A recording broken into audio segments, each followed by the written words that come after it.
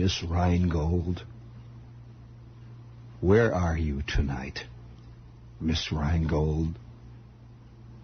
With your nervous gang, running back and forth on the beach, carrying wicker baskets, looking manically forever into the sun with the great ocean endlessly, ceaselessly lashing out at the eternal shore. Miss Rheingold, where are you tonight? Oh, old friendly winemaker, where are you tonight in your leather pants? The one who makes the wine so mellow. Jack Parr, where, gone, lost, where tonight are you? What's Loretta Young doing this minute? And please, oh, Princess Grace, where are you tonight? Who can shake the scales of existence from the hide of life itself? Oh, Miss Rheingold, don't forsake us. Keep that party somehow going. We need you, you know. And Carol Reed, are you still having a happy? I hope. Oh, my God, I hope you are. Because if you're not, none of us are. Norman Vincent Peale, are your glasses still clean and bright and shiny and glistening there? Standing in that soft, muted light of the stained glass? Oh, American life. Oh, existence. Oh, time. Oh, trial. Oh, Nathan, with your mustard. Don't. Please don't. It's all part of it. You've got to hold on and cling.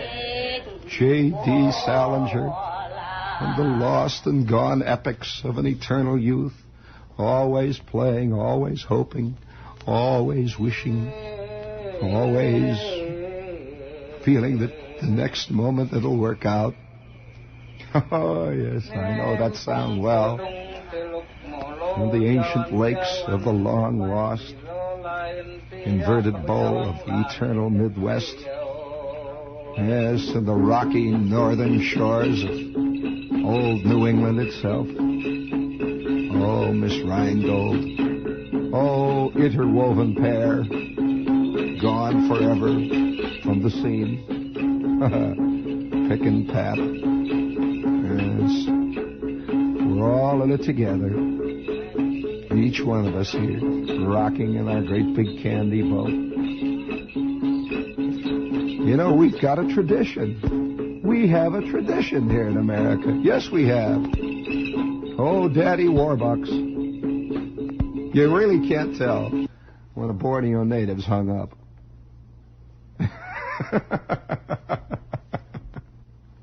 I'm just sitting there it was about 4 or 5 o'clock in the morning in the television set. They got this television set that comes on very, very late once in a while. I think that's the thing that is going to, I suppose, in a way, draw us all together. The sight of the innumerable American faces looking out at us, selling innumerable American things.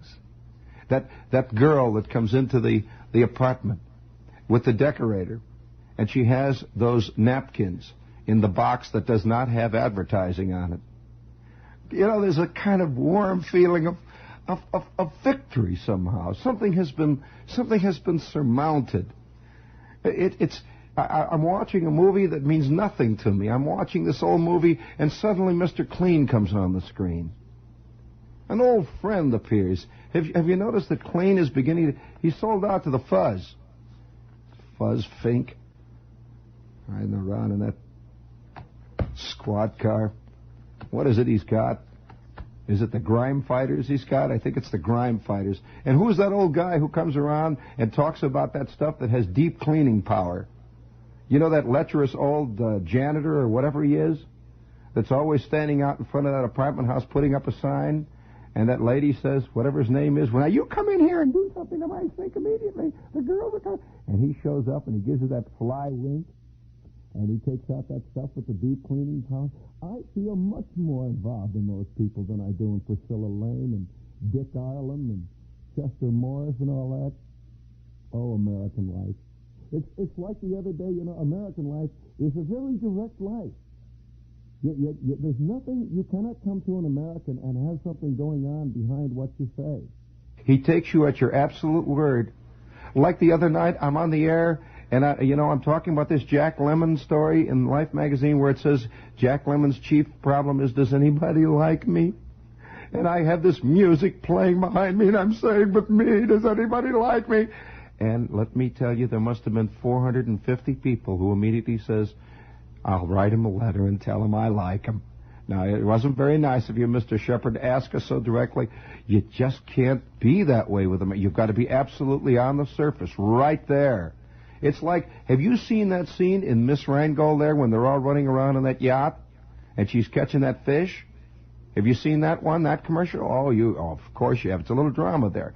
Miss Rheingold's catching that big fish, and they're all running back. And that old coot comes out with a couple of, he's got a couple of cans of beer, and he makes the thing with the binoculars. Oh, there's a lot more going on that yacht than just beer drinking. I'll tell you that. It's just in the air. You can just feel it. It's in the air. I don't know. And then there's the scene where this guy is come running up the beach, with this other chick. Two chicks and the thing, and the dog is barking. He comes running up, and all of a sudden you see the waves, and there's a package of cigarettes there, caught right there in the driftwood, and there's a little talk there, a little thing going on. And there's a lot more going on that beach than just smoking cigarettes. I mean, you don't get that look in the eye from just smoking those cigarettes. I've watched millions of people smoke cigarettes, and they don't get that ecstatic look.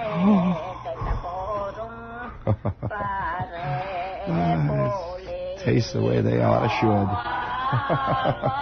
Oh, no, there's something else going on there. And it's all part and parcel of the American night. 4 o'clock in the morning, Mr. Clean is jumping into his squad car. Woo! Off he goes. It's part of the American night. It's part of the dream. It's part of what we're living in. Next one, Eddie. Next one. All set. Next one. Speaking of the American dream, we're packaging our world, and somehow, another one. The other night, speaking of how you cannot get oblique with American audiences. The other night, I'm talking about the thing with the names. The company, the big outfit that has designed these new dial systems has also installed in the government a whole new deal whereby everybody's going to get a number. And I'm saying how great that's going to be. I received 45 letters from people saying, Mr. Shepard, that's terrible. That's a rotten idea. Oh, please, please, please. But we're all in it. We're all in it. I don't know. Have you ever been down to Texas? Well, let me tell you about Texas just briefly. I was in Texas for a week or two last summer, swinging all over the state. And Texas is everything that America is going to be in 10 years. It's always about 10 years ahead of us down there. It really is. We think it's behind us ahead. Oh, much, much more so. That's always true of the frontier, People go out there, and they don't have any preconceptions. They don't drag anything behind. And they start up with that new, brave look in the eye that is boundless. The landscape is boundless, and so is the view. And so we have a thing from Dallas. Have you ever been to Dallas? Oh, Dallas is an insane city. Oh, yeah. Oh, really. I mean, if you think Jersey and the pizzas and the instant seat cover syndrome is something, you should go down to Texas, Dallas down there. Oh, boy. We have a note from Dallas. And the thing about most of the insane things we do is we do them with a vague sense of a kind of successful thing. It's like we have done something good again. Well, Mama, we've done it again. We have made the scene. I quote to you now from the Teacher's Trading Post.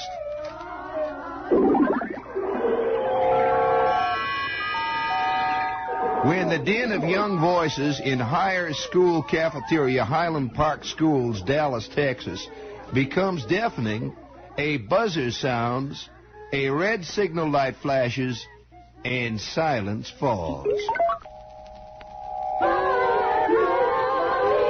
Clatter and chatter subside, a yellow light follows, and the children begin to talk again, but softly, When the green light blinks on, the children start talking in their normal voices.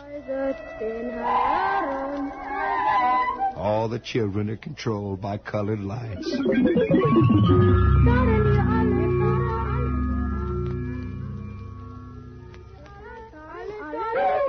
Oh, boy. Oh. I don't know. What is it about that little news item, just a simple little news item, that makes little things go up and down by your shoulder blades? There's kind of sense in that item as though, gee whiz, if we work hard enough, we'll cure all the problems. America's based on an interesting premise. It really is. It's based on the premise that anything that we have, we can control. And anything that can be controlled is good. It's also based on another kind of premise. So it's very, very... this is probably the most difficult premise of all that we have to continually fight our way through. That we know what the condition of man is. There have been 1,000 authors have written about it. America is based on the premise that there is an alternative. Some more, just to remind us how it is down there. It's like this picture. Comes out of the Long Island Press.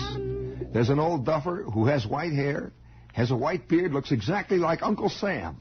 He's got an Uncle Sam beard, the kind that sticks out aggressively, and he's wearing a pair of blue overalls. And he's got the clear light of the man who has a mission in his eyes. It's shining out. And this picture shows him standing in front of a gigantic ball of string. And it says, "The strings run out on Luke Roberts, 86-year-old Douglas, Nebraska farmer. He started saving twine years ago and twice won second place with it in the county fair hobby show. He says there's over 46 miles in the 3-foot wide ball. Only trouble is now Luke can't get it to fit through the door. He's got..." There is a tremendous feeling of it's beginning to settle like a kind of fallout over the industrial world that we live in. It's a 20th century, I suppose you can call it an industrial era syndrome, and it's a slow drifting fallout, a kind of ash, a noiseless, tasteless, invisible ash of boredom that is the natural result of the final victory, I suppose you might say, or maybe it's our final defeat due to total automation or total industrialization or urbanization of life. It's drifting down, and there are many symptoms. For example, did you notice the Academy Awards? A good example of that. This is the time of the gigantic motion picture, the enormous picture. I mean, the bigger the picture, the longer the picture, the more expensive the picture, the obvious winner it's got to be. I predict already now, right now, before we hear you hear it here first, next year's Academy Award winner will be Cleopatra. It has to be. Nobody's seen it, but it's got to be. It's the most expensive picture in history. It's got to win the prizes. The biggest, widest, most insane picture will always win, regardless of whether or not it's a bad picture. It's an in-between. It doesn't make it if it's the longest picture. It's got to go. And so this is part of the problem of boredom. Many, many years ago, like 3,000 years ago, people were concerned with the problem of boredom, and particularly people who were running various countries and were philosophers involved in the running of various countries. There was an old idea about circuses, that when people get bored, the circus is always the out. It is an out. And after a certain length of time, I'm curious what happens after a civilization has passed through the circus era. Now, providing it can continue itself, providing it can sustain itself, what happens then? The circus era of entertainment and an attempt to ward off boredom is always a passing phase. We are in it now. We are in it. Our movies are gigantic. They're widescreen. The bigger the screen, the better the picture. I'm sure that how the West was won is just the beginning. It's not the end of Westerns. It's the start of the big Westerns. We haven't even seen the big ones yet. Wait till they move the entire population of Utah on the screen. They will follow every Conestoga wagon west. It'll have to be. It just will have to be. We started with biblical epics, and now we are on the verge of the gigantic Western epic. How the West was won is only a beginning. It's just they've just nibbled at the edge of that one. You just wait and see. If you think you can see big ones, we've just started. And of course, in Rome, they worked out some pretty good ones too. A couple of thousand years ago. Oh yes, they did. I remember standing right there by the great arch leading into the Roman Forum, standing right there. You could see the grooves where the chariots came in. Yeah, you can see it right in the stone there. It's a very eerie thing. And you can see hanging up over one of the hills, you see the edge of the Colosseum. And at twilight, it is one of the absolutely unforgettable sights in all of the world. Absolutely. Is to be up on one of the hills above what is left of the Forum. Just look down there, and you can see it all spread out with that peculiar Roman twilight. They have a strange twilight that is a sort of an orange, gold, vaguely greenish cast. It doesn't look like any American twilight I've ever seen. I suppose there's there has to be a different air there. It's a different part of the world. And you get a different feeling, and everything is in silhouette as far as you can see around you. You can see a few poplar trees sticking up and a few gigantic statues just hanging up over the Roman sky that were put up during Benito's days. And there in that Great Depression it is, just laying out there, century after century, peeled layer after layer after layer, and circus after circus after circus. Now what happens after the circuses? Well, now that's an interesting problem. Now, there aren't many countries at all who have survived that long, that have had the circuses and then have receded to something else. Now, boredom is always a problem. It's always a problem in human life. It has nothing to do with the emptiness of values, so don't immediately leap up, oh, we had values. No.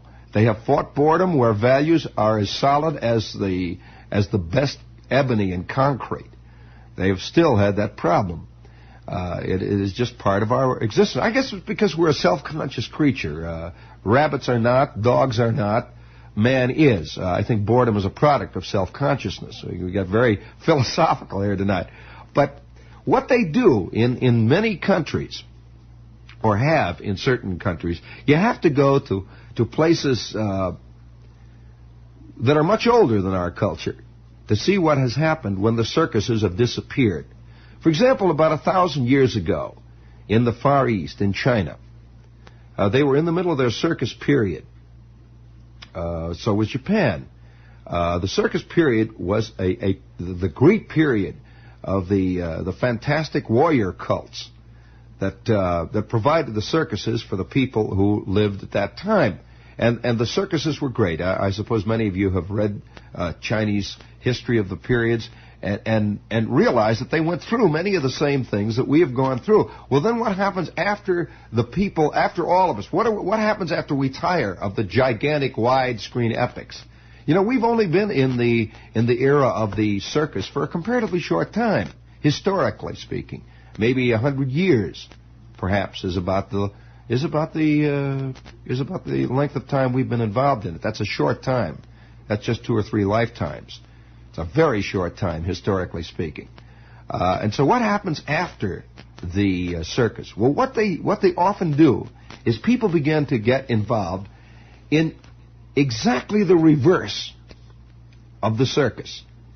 They get, but yet with the same values. You follow me there?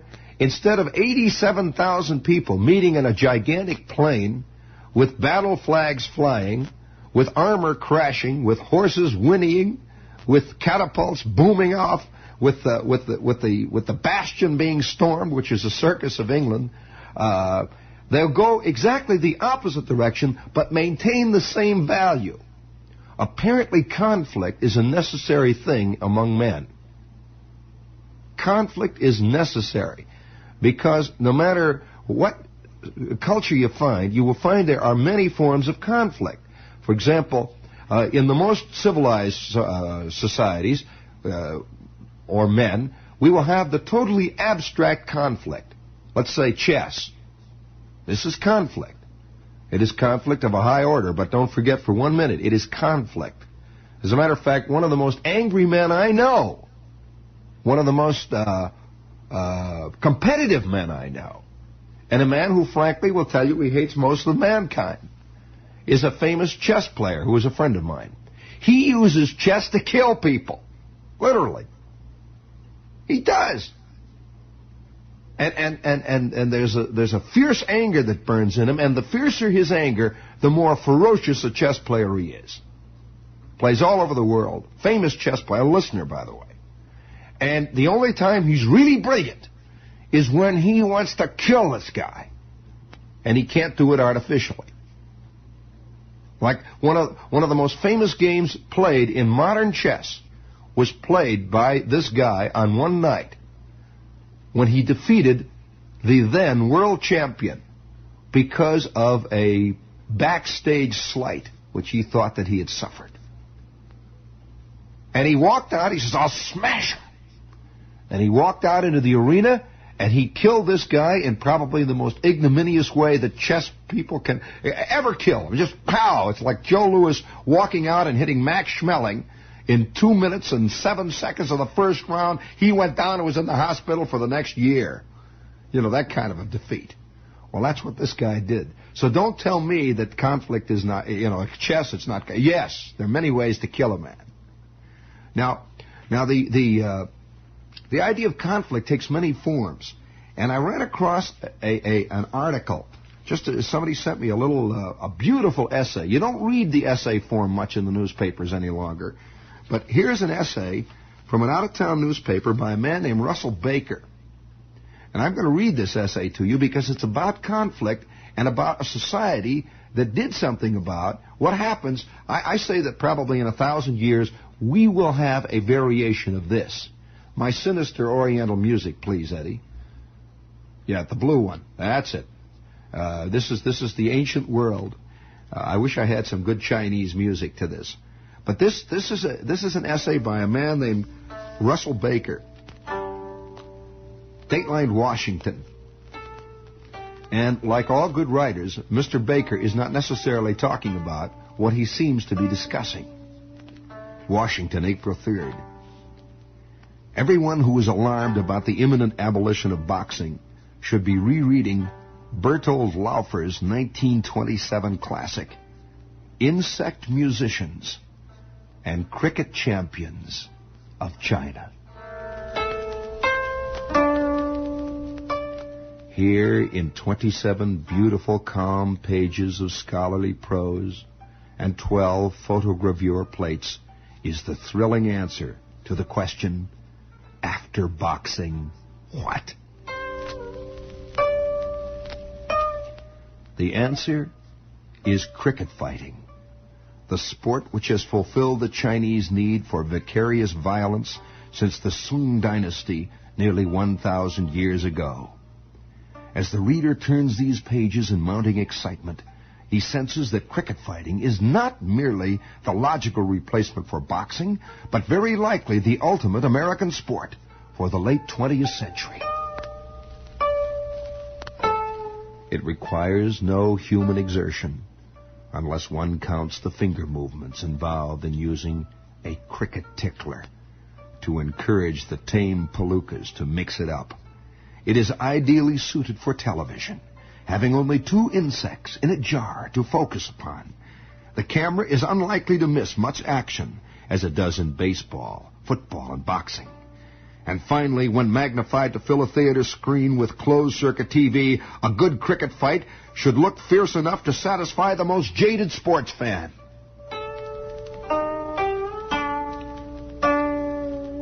Quote from the great classic, "Two rivals will jump at each other's heads with furious bites, and the combat will usually end in the death of one of the fighters."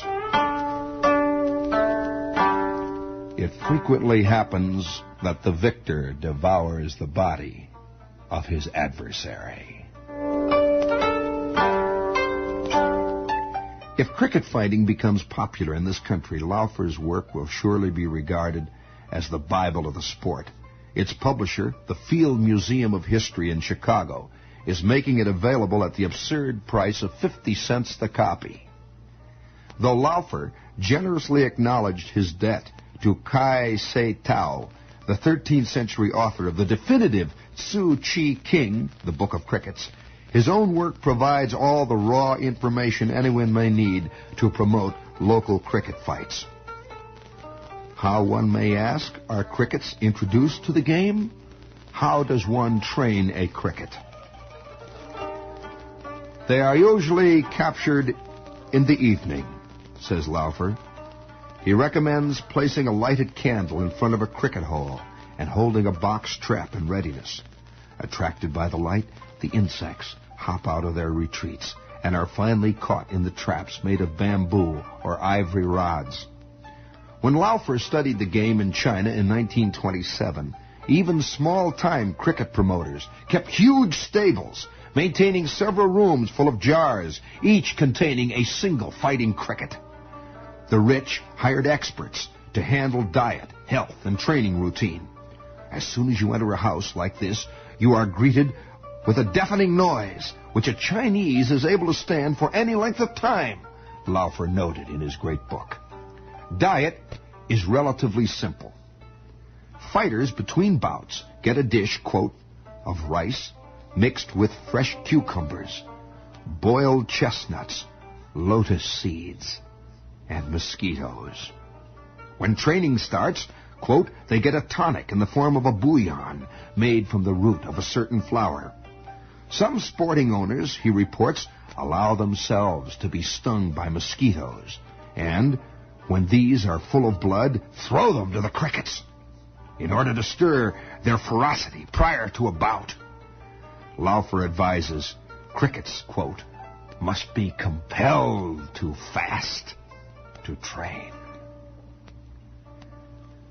He is profligate with tips on how to recognize a good fighter. Here's how you recognize a good cricket fighter. Loud chirping, big head, neck, long legs, broad body and back. And how to keep a cricket in fighting trim. If the crickets droop their tiny mustaches, they are too warm. Smoke is bad for them. Colds must be treated with a mosquito diet alone. Crickets sick with the heat should be fed shoots of the fresh green pea. And you want to hear now about the fights themselves. The battle. Yes. Oh, sing. We are now at the essence. We are now at the taste of conflict itself. Real conflict always involves the death of one or the other of the adversaries. A bullfight would not be a bullfight if a rubber saber were used. Oh, no. A war would not be a war if the bullets were of plastic. Somehow man craves that taste of death. And now the bout itself. They are held in jars or bowls. The referee must have a cricket tickler made of a few rat or rabbit whiskers inserted in a reed, bone, or ivory handle. And after, quote, announcing the contestants and reciting the history of their past performances and victories, he must then stir them to fight by tickling their heads, their tails, and their hind legs. Laufer describes a typical match as follows, and we quote, the two opponents, thus excited, stretch out their antennae and jump at each other's heads. The antennae or tentacles are their chief weapons. One of the belligerents will soon lose one of its horns, while the other may retort by tearing off one of its enemy's legs. The two combatants become more and more exasperated. The struggle usually ends in the death of one of them, and it occurs not infrequently that the more agile or stronger one pounces with its whole weight upon the body of its opponent, completely severing its head.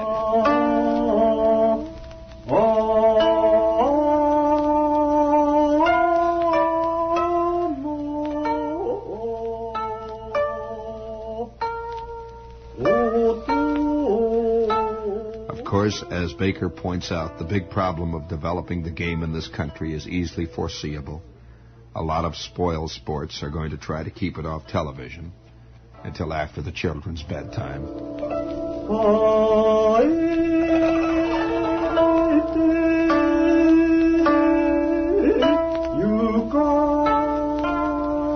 Have you ever seen a cricket fight? Well, not only that, you see, since we, of course, are spectacle-minded, we could hardly at this point draw ourselves away from the New York football giants and the Green Bay Packers and watch something as brutally primal as that. However, I suspect Baker is right, that within 50 or 75 years, there will be a version of that. Maybe a little longer than that, I'd say. Perhaps maybe 100, 150 years. Now, do you know anything about cricket musicians or insect musicians? This is an exquisite form of aesthetic thrill that many of the older civilizations have evolved. The tiring of gigantic street bands, tiring of 300-piece orchestras with gigantic cymbals, enormous bass fiddles, tiring of stereo. A group of trainers grew up about 1,000 years ago in central China who trained musicians to provide music for the household. For example, a cricket of particularly melodious song was bred to another cricket of exquisite song, until finally a race of singing crickets was developed. Now, how do they treat a singing cricket? Have you ever seen a little cricket cage? Have you ever seen them? Well, the cricket cage is generally hung, usually near what corresponds to the hearth in a Chinese house. And the cricket, usually at eventide, being what it is, a creature of obviously complete instinct, will invariably begin to sing at certain times of the day. And usually that certain time of the day is as the day grows to a close. The cricket begins to sing. It is an extremely pleasant thing. And the cricket is fed cucumbers. He is fed just like any other pet and is as proudly kept as any other pet. And there are other singing insects, too, not only the cricket. There are dozens of other types of insects which are trained to sing. And, oh yes, I'm not putting you down or putting you on. This is the truth. It also fits a country which is quite old and also is getting poor. It's much easier to sustain a cricket than it is, say, the New York football giants. They eat a lot less. And there are many other things which I feel that will probably eventually happen after we have gone through the giant era of the enormous pageant. If you've gone through recently any one of the museums that, particularly the Museum of Modern Art or any one of the modern galleries, you will find that most modern paintings are in one shape or another a genuine circus. They are not paintings, really. They are circuses. The first thing you can tell about a circus is its obvious physical size. This is important to a circus. A small circus is a non-circus for a circus-conscious society. Just as in our society today, a small painting is not a painting. What we want are circuses. And so the larger the painting, generally, the more it is esteemed. until finally you get paintings in the Museum of Modern Art that will cover, really, some of them are a story and a half tall, literally a story and a half tall, if you take a story as being 11 feet high, which is what an architect generally will consider a story. Some of them are 15 feet high and 30 feet across, a painting. So the sheer physicality of them, the sheer size of them is enough. If you take a piece of canvas, do you know anything about canvas? I'll tell you. You take a piece of plain, ordinary canvas that's 15 feet high and 30 feet across, you will stand in front of it in awe. I'll tell you that, just from the sheer size. Yes, you will. Now, if you take that same sheet of canvas and paint it entirely black, I'll give you a suggestion if you want to be a painter. Just paint it entirely black. And take one large can of yellow paint and make a great yelling, screaming, orange-red swirl in the upper left-hand corner of a 15-foot high canvas, 30 feet across, and call it the firmament. Dad, you are going to be hung. I've just suggested a painting for you. Seriously. The sheer physicality of it will do it every time. It's the circus world we're living in, and I'm not immediately, everybody says, there's that square. They're putting me. No, I'm not putting modern painting down. I'm merely describing a part of our whole world. Everything is part and parcel of the same thing. You can't escape it.